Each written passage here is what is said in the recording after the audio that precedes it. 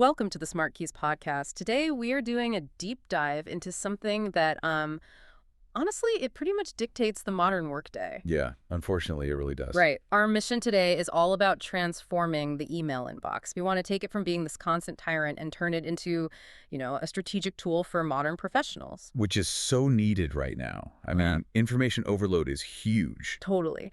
And the source material we're using today is this fantastic, really comprehensive guide from smartkeys.org. It's written by Felix Römer, and it's titled Inbox Zero Method, Regain Control of Your Overwhelmed Email Inbox. It's a great piece. He really nails the current business landscape. He does, and he highlights just how bad context switching has become. Yeah. It's basically the biggest bottleneck to productivity today. Let me share these statistics from the article because they're staggering. Oh, the numbers are wild. Let's hear them. So the average knowledge worker receives about 304 business emails a week. But here is the kicker. They check their inbox roughly 36 times an hour. Wow. 36 times. Yeah. Okay, let's unpack this. Checking 36 times an hour is more than every 2 minutes. It's like you're trying to run a marathon, but you're forcing yourself to stop and tie your shoes every 50 feet. You'd never get anywhere. That is exactly what it feels like. And, neurologically speaking, the cost of that constant shoe tying is massive. The brain doesn't just instantly pivot. Right, there's friction there. Exactly. Rumor points out that it takes roughly 16 minutes to refocus after just a minor interruption. Wait, 16 minutes just for a minor one? Yep. And if it's a deep interruption like something that completely derails your workflow, it takes over 25 minutes to regain your focus. So if you're checking your email every 2 minutes, you are mathematically preventing yourself from ever doing deep work. You're just living in a permanent state of recovery. Precisely. You spend all day exhausted just trying to start working. Man, so because those stats reveal such a massive drain on our focus, we really need to look at why we are checking so compulsively in the first place. Well, it really stems from a fundamental misunderstanding of what inbox zero actually means. Right, because most people think it's this literal, totally blank screen at all times. Exactly. But if we look back at the history, Römer introduces us to Merlin Mann. He's the productivity expert who popularized the concept. Oh, I've heard of him. He ran that site, 43 folders. Yes, 43 folders. He did this pivotal Google Tech Talk back in 2007. And his core insight was that email is information in motion. It is not a permanent task list. Information in motion. That's a great way to put it. Right. It's a medium you process, not a storage locker you carry around.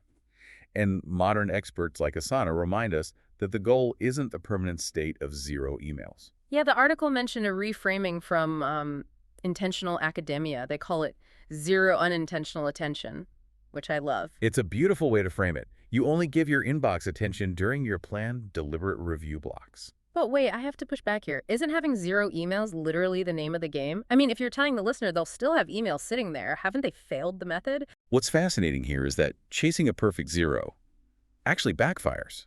It creates anxiety. Oh, really? How so? Because when you demand a blank screen, you get terrified of seeing that little notification bubble pop up. It leads directly to that compulsive 36 times an hour checking habit. So you're just obsessively maintaining it. Exactly. Asana warns about this.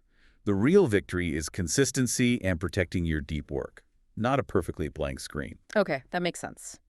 So once we understand that the goal is controlling our attention, not just blindly deleting everything, the next logical step is learning the exact tactical workflow to process all this noise. Yes, we need an engine to process it efficiently. And the article breaks down these 5 core actions for every incoming message.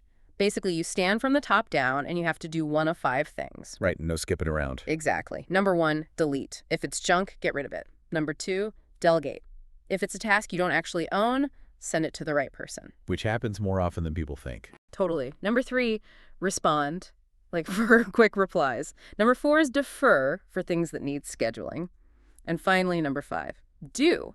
If it's a super short task, just handle it immediately. The brilliance of that framework is it forces a decision, but you have to set a strict time threshold for the respond and do actions. Yeah. How do we define what a short task actually is? Well, the article mentions the 2-minute rule, which is heavily favored by GTD Getting Things Done and the platform missive.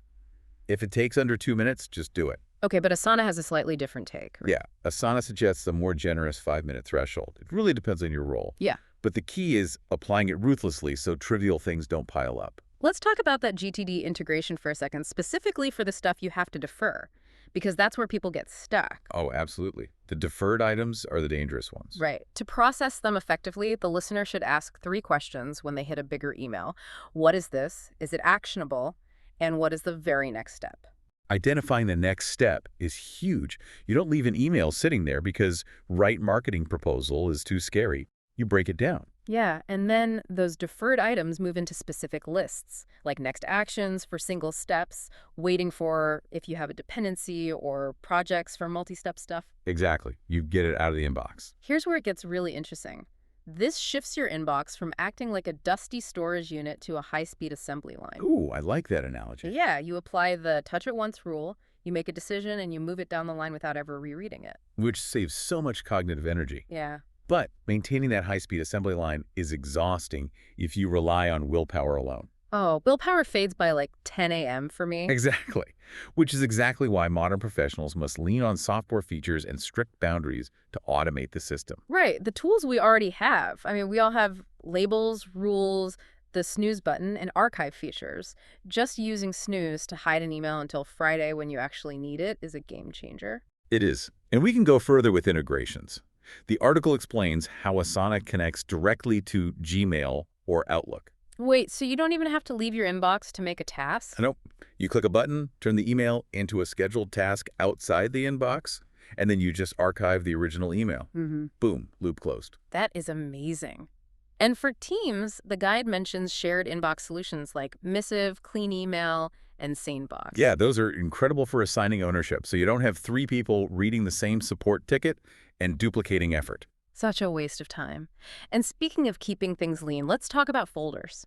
The advice is to keep folders minimal. Yes, avoid those deep hierarchies. Like, you don't need a folder inside a folder. Just use action, waiting, ideas, maybe a project-specific one, and archive. And use rules to auto-sort newsletters. Auto-sorting newsletters is mandatory. Just get them out of the main view. But, okay, let me push back on behalf of the listener for a second here.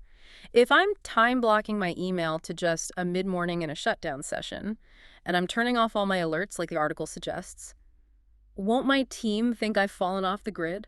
It's a very common fear. Yeah, what if there's a massive emergency? If we connect this to the bigger picture, setting clear email working hours actually manages team expectations. You aren't disappearing. You're being predictably reliable. Predictably reliable, I like it. Right. By batching your responses and escalating only when something is truly urgent, like a server outage where they should call you anyway, you communicate reliability, not absence. And didn't Merlin Mann have a rule about keeping replies short, too? He did. Keep replies short and crystal clear. It shows you're engaged but respectful of everyone's time. Okay, so now that the tools and boundaries are established, the final hurdle is overcoming the sheer overwhelm of an existing backlog. Yes, the dreaded mountain of unread emails. Exactly. How does the listener actually start today? Because staring at 4,000 unread emails is paralyzing. Well, let's look at why it matters to clear it. Processing email fast and moving real tasks into a trusted system cuts context switching. It closes the loops faster. Yes, and ultimately reduces a massive amount of low-level stress. This is how modern professionals stay ahead of the curve. So to get there, Felix Römer offers this 60-minute quick start plan. Let's walk the listener through it. Let's do it. Minute 0 to 10. Right. Minute 0 to 10 is prep. You create those 4 simple folders we talked about: action, waiting, ideas, and 1 project folder. And you turn off your desktop and mobile alerts. Crucial step. Cut off the noise first. Then minute 10 to 45 is the process phase. You triage the first 100 emails from the newest down. Newest down is important because the old stuff often doesn't matter anymore. Good point. And you apply the 5 actions: delete, delegate, respond, defer, do without backtracking. You do not second guess yourself. You just keep moving. Then from minute 45 to 55, you stabilize. Yes, the stabilize phase. You open your calendar and actually schedule 2 batch review blocks for the next day. Make it a real appointment. If it's not on the calendar, it won't happen. Exactly. And finally, minute 55 to 60. You write a tiny, repeatable checklist for tomorrow, just a sticky note to remind you of the steps. It builds the habit. So what does this all mean? It means you don't need a weekend retreat to fix your work life. You literally just need 1 focused hour to completely regain control. It's incredibly empowering. But, I do want to leave the listener with a final thought to ponder. Oh, go for it. If we are spending so much energy building elaborate systems just to filter, sort, and essentially survive our business emails, at what point will companies realize that email itself might be fundamentally broken for modern internal collaboration? Oh, wow. That's a heavy question. Are we just building armor for a battle we shouldn't be fighting? Exactly. It's something to think about. Definitely. Well, we want to explicitly thank you for tuning in to the Smart Keys podcast today. Thanks for listening, everyone. Yes, and please subscribe to the podcast so you don't miss our future deep dives. We also strongly encourage you to read Felix Römer's full article. It has so many more details. Highly recommend it. You can find the link to the full piece right down there in the show notes. Thanks again, and we'll catch you next time. Keep your focus and stop tying your shoes every 50 feet.